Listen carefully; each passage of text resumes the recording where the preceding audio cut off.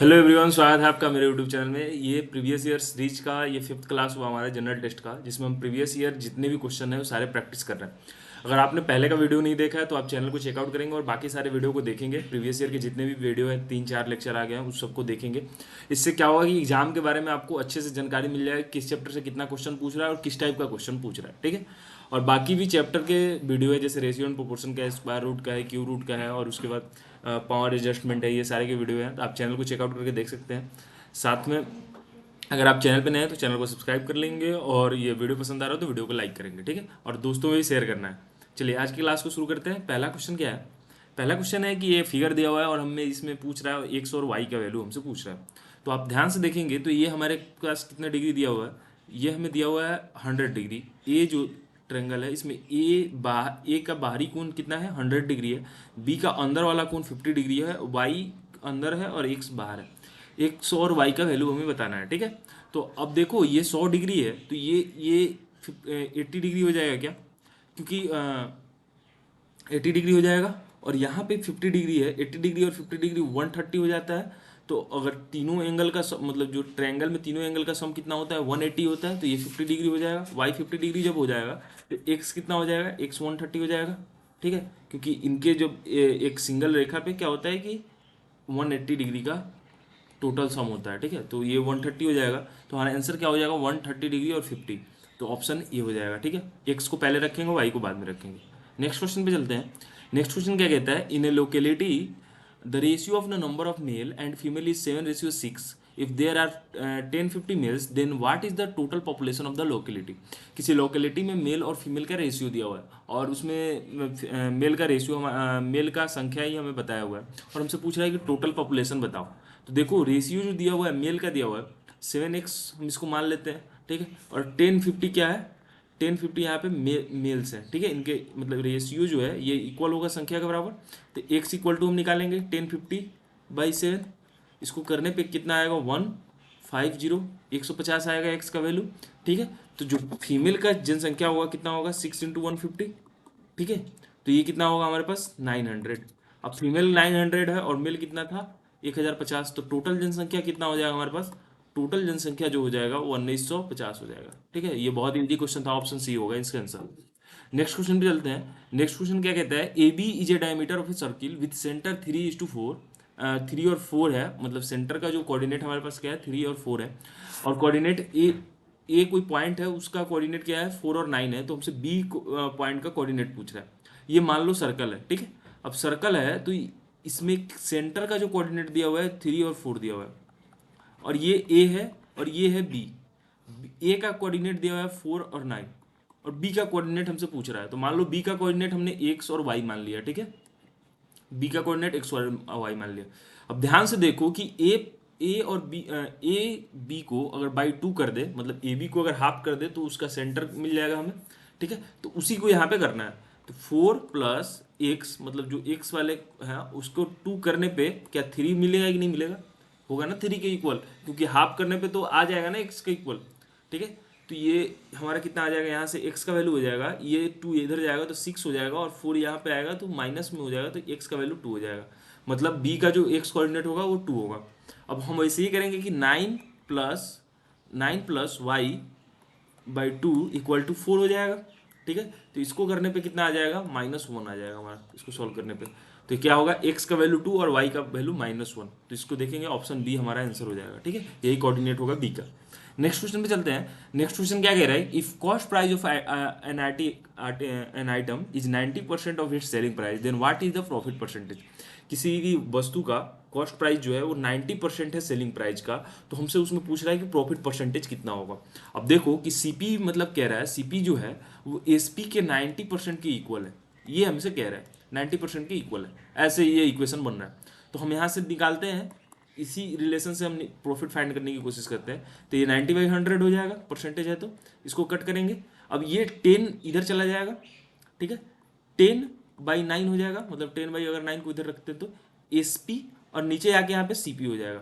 इससे क्या समझ में आ रहा है हमें कि एसपी जो है वो 10 है, तब सीपी कितना है? 9 है। ये हमें समझ में आ रहा है इस रेशियो से। तो प्रॉफिट कितने का होगा? एसपी 10 है और सीपी 9 है, तो प्रॉफिट जो होगा, पी जो होगा वो 1 होगा। तो प्रॉफिट परसेंटेज पूछ रहा है हमसे, पी परसेंटेज पूछ रहा है, तो 1/CP होता है इंटू 100 होता है, तो CP कितना है 9 है इंटू 100, तो ये हमारा कितना निकल के आएगा 11 1/9%। ठीक है, ऑप्शन कौन सा है, ऑप्शन ए। नेक्स्ट क्वेश्चन पे चलते हैं, बहुत ही इजी क्वेश्चन आए हुए हैं और हार्ड भी क्वेश्चन आते हैं, इजी भी क्वेश्चन आते हैं, सब मिक्स करके आते हैं। ठीक है, किसी किसी का सेट इजी भी हो सकता है, किसी किसी का हार्ड भी हो सकता है। चलिए नेक्स्ट क्वेश्चन पे चलते हैं।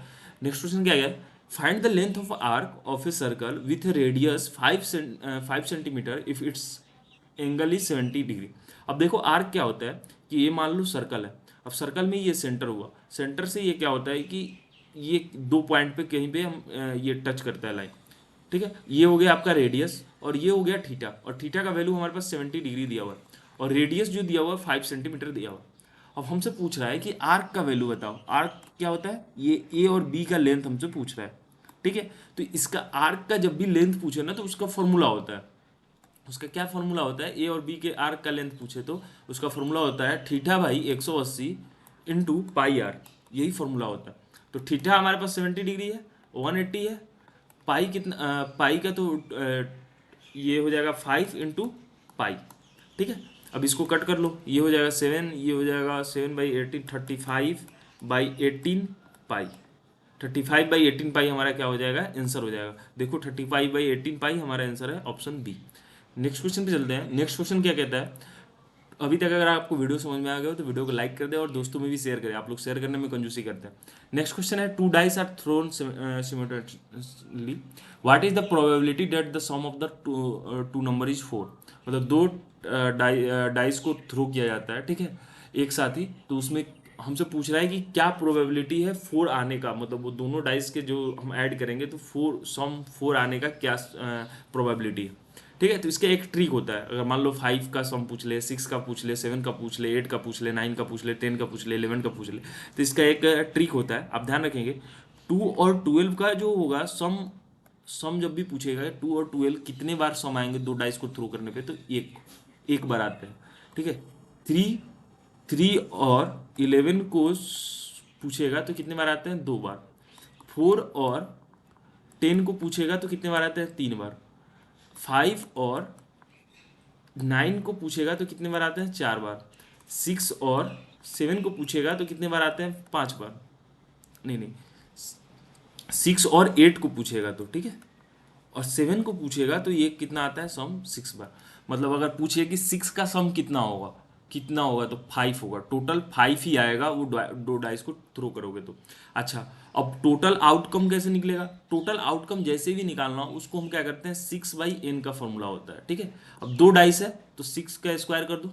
ठीक है, तो ये कितना आ जाएगा, टोटल आउटकम 36 हो गया, और हमारा 4 का सम कितने बार आएगा, 3 बार। तो ये क्या हो जाएगा हमारा, 3 बार यहाँ पे है, प्रोबेबिलिटी आने का चांसेस कितना है, 3 बार। 3/36 हो जाएगा, तो आप इसको कट करोगे तो 1/12 हो जाएगा। आंसर कौन सा हो जाएगा, ऑप्शन 2। आप इसको ऐसे भी याद कर सकते हो, 2 3 4 5 6 ऐसे लिख देना, फिर 7 लिख देना, और इधर से फिर क्या करना, ये 8 9 10 11 12 लिख देना, फिर इधर से ऊपर से कर देना 1 2 3 4 5 6, ऐसे भी करके आप इसे याद कर सकते हो। ठीक है, इसे याद कर लोगे तो बाकी सारे क्वेश्चन ईजी हो जाएगा। नेक्स्ट क्वेश्चन पे चलते हैं। नेक्स्ट क्वेश्चन, अच्छा सेम क्वेश्चन ही है, अच्छा सेम क्वेश्चन ही 2 बार लिखा जा चुका है। ठीक है, नेक्स्ट क्वेश्चन में चलते हैं। Radius of the base and height of a cone are 5 centimetre and 12 centimetre respectively, find its slant height. क्या है कि किसी कोन में, कोन का हमारे पास रेडियस दिया हुआ है और उसका हाइट दिया हुआ है। ठीक है, ये मान लो कोन हुआ, कोन ऐसे ही होता है, आप जब आइसक्रीम खाते होगे तो उसका जो कोन वाला आइसक्रीम जब आप मांगते हो तो वो कोन ही होता है। अब उसमें कोन में क्या किया है कि हमारे पास जो हाइट दिया हुआ है वो हाइट हमारे पास 12 सेंटीमीटर दिया हुआ है, और इनका बेस जो दिया हुआ है 5 सेंटीमीटर दिया हुआ है।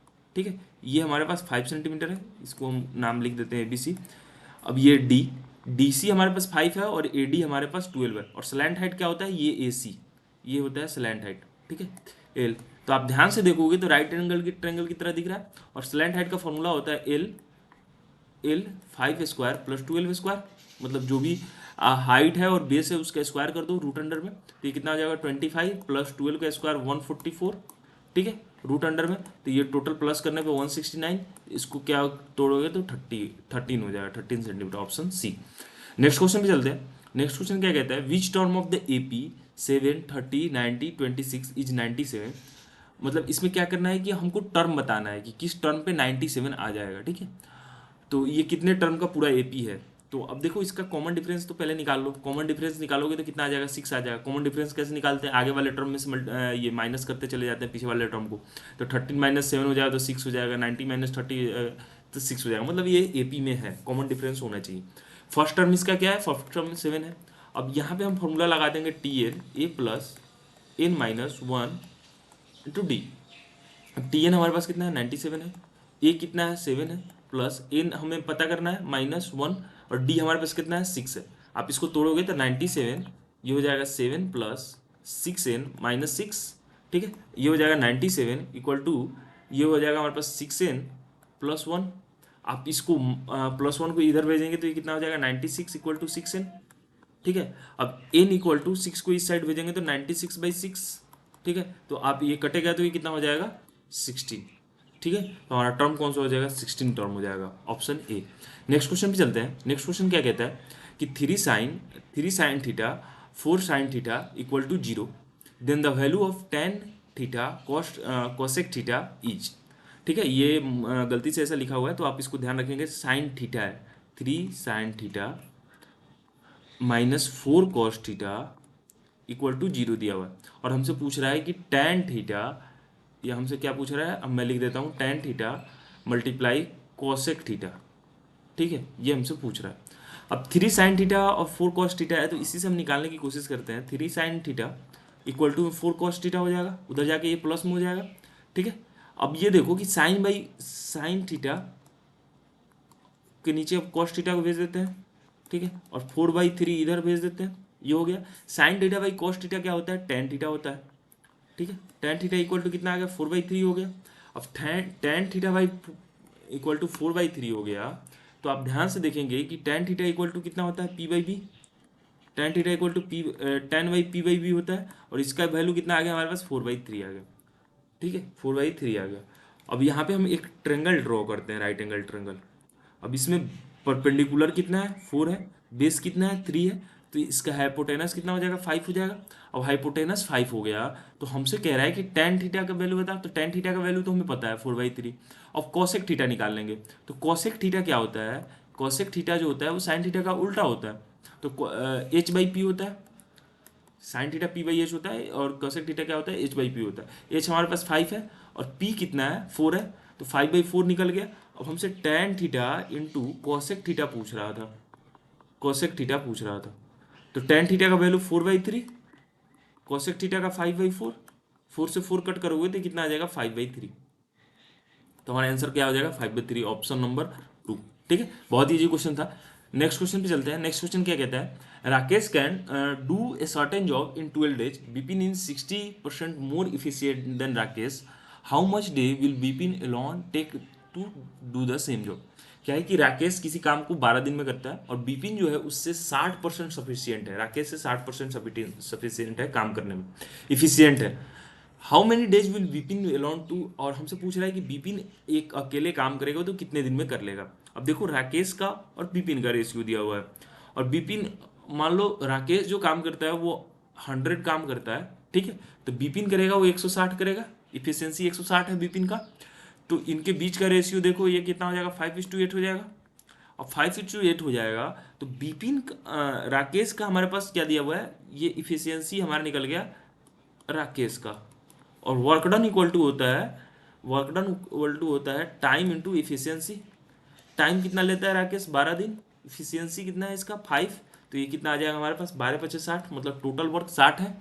अब टोटल वर्क 60 है और बिपिन का इफिशियंसी कितना है, 8 है, तो कितना टाइम लगेगा इसको, तो टाइम इक्वल टू हो जाएगा work done by efficiency.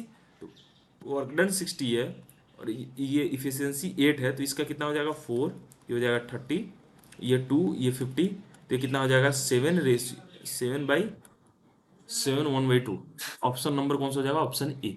Next question पे चलते हैं। नेक्स्ट क्वेश्चन क्या कहता है, if x plus Y into X minus Y equal to 7/3, find the ratio of X square plus Y square. ये एक्स स्क्वायर है प्लस वाई स्क्वायर है, X square minus Y square का ratio पूछ रहा है, ठीक है। यही हमसे क्वेश्चन में पूछ रहा है कि X square plus Y square, ठीक है, ये हमसे पूछ रहा है कि एक्स स्क्वायर प्लस, मैं लिख देता हूँ वाई स्क्वायर बटा में x square minus Y square का वैल्यू बताओ। देखो एक्स प्लस वाई और x माइनस वाई हमारे पास दिया हुआ है, बाई 7/3 दिया हुआ है। यहाँ पे हम सी एंड डी रूल लगाएंगे, कॉम्पोनेंटो एंड डिविडेंडो रूल लगाएंगे, ठीक है। इसमें क्या होता है कि x plus Y plus X minus Y हो जाएगा, और x plus Y minus X minus Y हो जाएगा, ठीक है।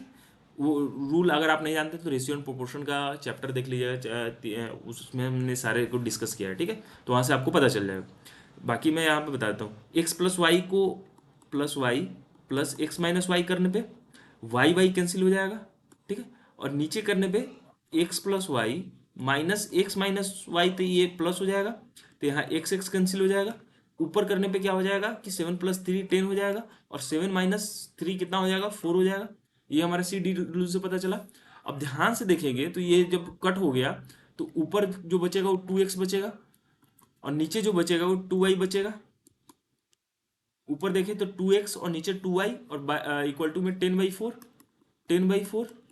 आप इसको कट करेंगे तो 5, इसको कट करेंगे तो 2, और यहाँ से 2 से 2 कट हो जाएगा, तो x बाई वाई का वैल्यू 5/2 हो गया, मतलब x इक्वल टू 5 और y इक्वल टू 2 हो गया, ठीक है। और हमसे क्या पूछ रहा था, x square plus Y square, ठीक है। और बाई में x square minus Y square, तो x square plus Y square by में x square minus Y square हमसे पूछ रहा है। एक्स का वैल्यू हमारे पास 5 आया है तो ये 25 हो गया। वाई का वैल्यू हमारे पास 2 आया है तो ये कितना हो गया, 4 हो गया, ठीक है। और ये यहाँ पे भी 25 माइनस 4, तो ये कितना आ जाएगा हमारे पास 29, ये नीचे हमारे पास 21, ठीक है। यही हमारा आंसर हो जाएगा, ठीक है। नेक्स्ट क्वेश्चन पे चलते हैं। नेक्स्ट क्वेश्चन क्या कहता है कि A B and C started a business by investing in the ratio 4:3:2. At the end of the year, the profit earned was distributed among them in the ratio 10:9:10. Find the ratio of the duration of their investment. अब हमसे क्या पूछ रहा है कि वो लोग invest करते हैं किसी बिजनेस को, ए और बी एंड सी, किसी बिजनेस को करने के लिए, और रेशियो जो होता है उनका इन्वेस्टमेंट का 4:3:2 होता है, ठीक है। और उसके बाद वो क्या करते हैं कि जो प्रॉफिट आता है उसको वो अपने आप में बांट लेते हैं 8:9:10 के रेशियो में। हमसे पूछ रहा है कि वो टाइम कितना लगा उसका हमें बताना है, टाइम का जो रेशियो है वो हमें बताना है, ठीक है। अब देखो कि ए बी और सी का रेशियो 4:3:2 दिया हुआ है, ये इन्वेस्टमेंट का रेशियो दिया हुआ है। प्रॉफिट का रेशियो जो दिया हुआ है 8:9:10 दिया हुआ है, ठीक है। और हमसे टाइम पूछ रहा है, टाइम का रेशियो पूछ रहा है। तो प्रॉफिट इक्वल टू होता है इन्वेस्टमेंट इनटू टाइम, यही हमारा फॉर्मूला होता है। अब इससे हम टाइम का हमें निकालना है, तो टाइम इक्वल टू हो जाएगा P/E P/I, मतलब प्रॉफिट बाई आई अगर हम कर देंगे तो टाइम निकल जाएगा। तो प्रॉफिट बाई आई करोगे ध्यान से, तो इसको मैं ऊपर लिख देता हूँ, प्रॉफिट बाई आई करने में तो आसानी हो जाएगा। ऐसे पी का हम ऊपर कर देते हैं 8 9 10, और इन्वेस्टमेंट को हम नीचे कर देते हैं ये 4:3:2। अब देखो P/I आराम से हो जाएगा, तो ये 2 रेशियो आ जाएगा, 2 रेशियो हो जाएगा, और नीचे ये कितना आ जाएगा, 3 हो जाएगा, और ये हो जाएगा 5, 2:3:5। ऑप्शन क्या हो जाएगा, ऑप्शन बी। नेक्स्ट क्वेश्चन पे चलते हैं। नेक्स्ट क्वेश्चन क्या कहता है कि कंप्लीट द सीरीज 3 12 27 48 75 108। ये रीजनिंग का क्वेश्चन है। 3 12 27 48 75 108, और नेक्स्ट सीरीज हमसे पूछ रहा है, नेक्स्ट सीरीज क्या होगा ये हमसे पूछ रहा है। आप देखेंगे 3 से 12 कितना जा रहा है, 9 जा रहा है। अब 12 से 27 कितना जा रहा है, 15 जा रहा है। 15 से 27 कितना जा रहा है आपका, देखेंगे तो ये 21 जा रहा है।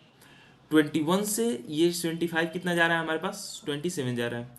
और 75 से ये 33 जा रहा है, +33 +21। अब यहाँ पे देखेंगे तो +39 होगा। अब यहाँ पे भी देखिए इनके बीच का गैप कितना है, +6। इनके बीच का गैप कितना है, +6। इनके बीच का गैप कितना है, +6। इनके बीच का गैप कितना है, +6। तो 33 के प्लस बीच का गैप +6, तो 39 अगर आप 108 में प्लस करेंगे तो ये कितना आ जाएगा हमारे पास, ये हो जाएगा हमारा 147। तो हमारा नेक्स्ट सीरीज क्या होगा, ऑप्शन ए 147। नेक्स्ट क्वेश्चन पे चलते हैं। नेक्स्ट क्वेश्चन क्या कहता है, the ratio of two number 2:3 and their HCF is 4।